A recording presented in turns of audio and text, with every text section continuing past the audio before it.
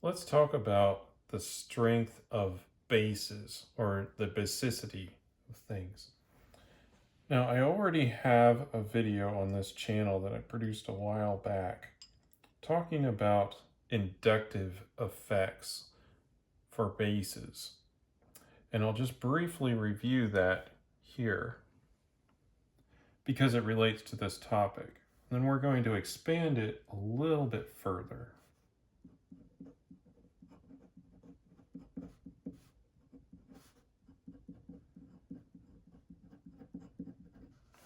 So we have inductive effects.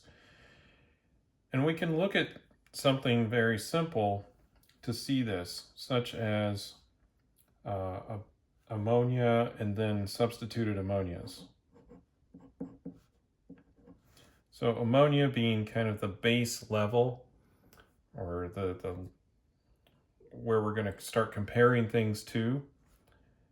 And then if we start adding electron donating groups onto this nitrogen, then we can increase the availability of that lone pair.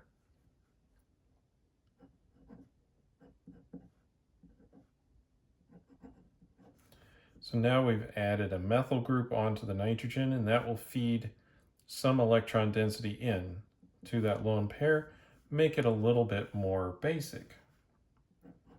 And we can add in an ethyl group, and that is a little bit more electron donating than just the methyl.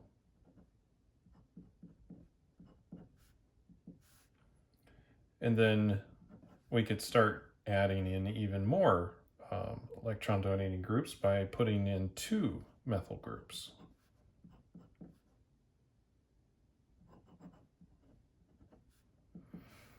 And we could keep kind of going with this by adding a couple of ethyl groups and even butyl groups, and just adding a little bit more electron donating power in. This also holds true for when we're looking at different pyridines or substituted pyridines. So if we start drawing a few of those, and I'm using a different list, so I'm only comparing like aliphatic or just kind of straight chain ones up here, and I'll compare some pyridine ones down here because it's going to be a little bit harder to just intuitively tell the difference between, say, something that has a straight chain, something that has a ring. So if we put a chlorine here, that's an electron withdrawing group, and that's going to pull some of the electron density away from the lone pair, and it will reduce the basicity of this pyridine.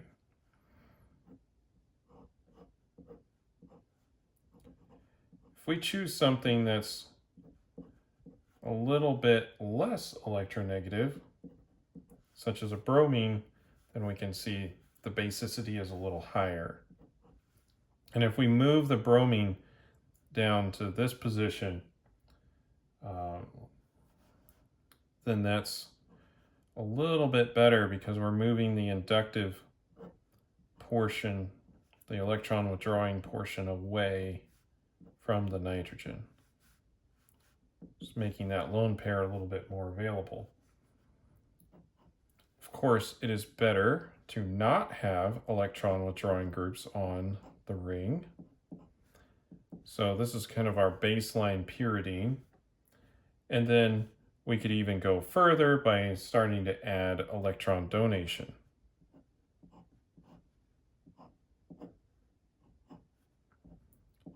By sticking some methyl groups on. And we can turn it up quite a bit by putting the methyl groups a little bit closer to the nitrogen.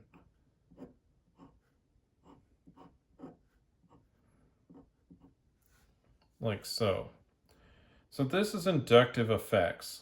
We're just really looking at the electronic character. But there's another thing that affects basicity. And for right now, let's just think about protons. Now, protons are fairly small, and so you don't really get as much of an effect from that.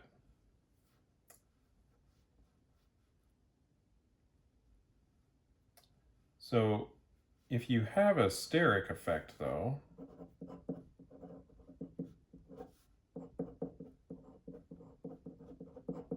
it can change some of the orders, right? So again, we'll look at our pyridine example, and we can stick a T-butyl group on next to the nitrogen here. Now, it's still more donating and therefore more basic, but it's, and this is quite an electron donating group. It's going to feed a lot of electron density in. And you might think, well, this would be a very good base, except for the fact that that is quite sterically hindered right near the nitrogen, especially with all these groups. The way I've drawn it here really doesn't do it justice as to how big a T-butyl group really is. They are large. Whereas a methyl group gives you the benefits of the inductive effect without sacrificing too much to sterics. So we still get a stronger base right here. And then even the dimethyl, just because there is quite a bit of room and protons are small. So we can gain from the inductive effect and not be penalized too much from the sterics. So when we're thinking about protons, the steric effect is there, but you can overcome it because, again, protons are tiny, right? It's just one proton. It's a subatomic particle, just the nucleus. They're pretty small. When we are thinking about basicity as a whole, though, there are a lot more things that bases can react with than just protons. Right? That's something that we'll think about right away, but there are other acids. And let's look at Lewis acids. Specifically, let's start thinking about boron trifluoride. Now, this is a pretty good Lewis acid, and it's much larger than a proton. And so if we're starting to look, and let's start thinking about this line of reasoning up here. If we're starting to look at that, we're really going to have to consider steric effects along with our inductive effects. But now the sterics are going to play a bigger role. So we have NH3, and then normally if we were thinking about protons, our trimethylamine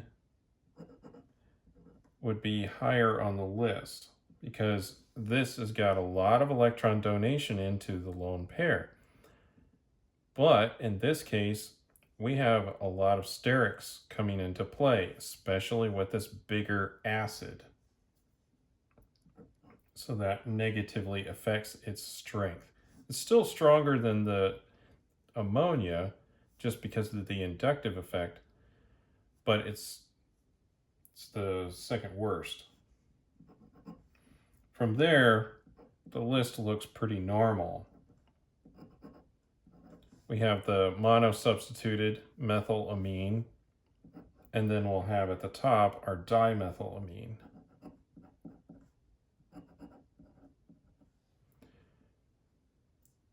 And you'll see here that the sterics with a hydrogen there just allows the approach a lot easier.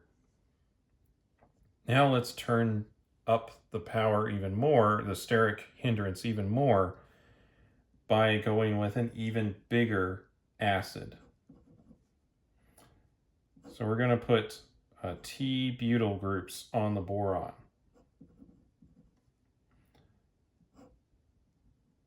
Now, this is going to be a less good acid just because, well, one, it's sterically hindered, and two, you don't have the electron withdrawing that you do with the fluorines here. But we can still compare how strong the bases are acting. And now in this case, sterics are going to play an incredible role. So now we're going to start off with our trimethylamine being the worst. Again, because this is quite sterically hindered and this is terribly sterically hindered. And then we'll have our previous champion next. And again, steric hindrance is the major player here.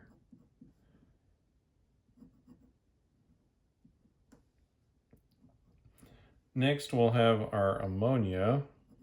Just kind of the beginning part here.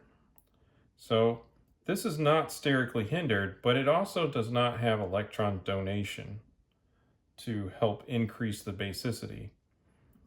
And now on the strongest end is the methylamine, which benefits from the electron donation, but is not punished too much by having large steric hindrance. We've got a couple of protons or hydrogens here, so those are fairly small, and so that helps this approach that molecule. And then we balance that with the electron donation here. So it's really a fight when we're thinking about basicity between availability of that lone pair in both the inductive effect and also the steric effect.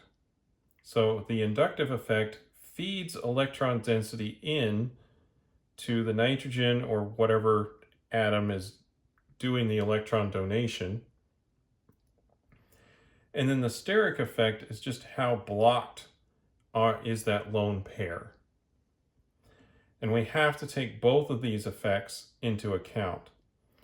Now, when we're thinking about protons, the steric effect is less important because protons are small, and the inductive effect is going to dominate. However, when we start looking at larger acids, then we have to really consider sterics to be more important, and inductive effects would be secondary. And most of this would have to be determined experimentally, but we should have ways of reasoning and trying to guess approximately where or what order we would expect and have a defense for what we think. And we may find that there's something different in the experiment when we actually run it, but we should have some idea and not be terribly surprised when the results come back.